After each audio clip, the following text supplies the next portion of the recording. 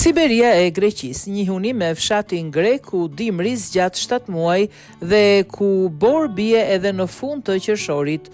Në Greqi dhe zonat më veriore rrallë përjetojnë dimra vërtet ashpër, por ka një përjashtim.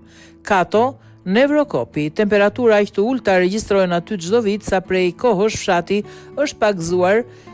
Siberia e Greqisë. Madje në vitin 2021 këtë emër e përdori zyrtarisht edhe kryetari i bashkisë në një letër drejtuar Ministrisë së Financave, shkruan prototema. Temperatura që të ngrin fytyrën. Fshati e ka fituar me merit këtë nofk.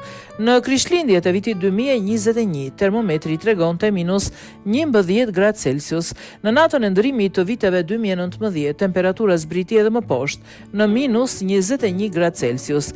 E njëjta shifër u regjistrua edhe në dhjetor 2005.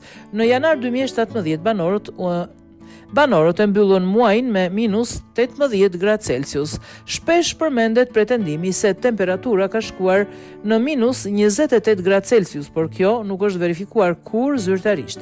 Rekordi historik për Greqinë mbetet -27.8 gradë Celsius në Ptolemait në vitin 1963, fshati ku dëbora bie edhe në qershor.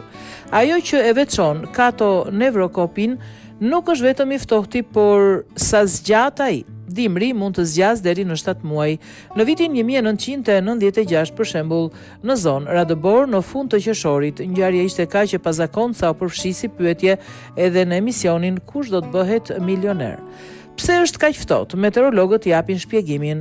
Rafshnalta Nevrokopit ndodhet në 559 metra lartësi dhe është e rrethuar nga male. Kjo formë gjeografike krijon një kupol natyrore që pengon ajrin e ngrohtë të hyjë.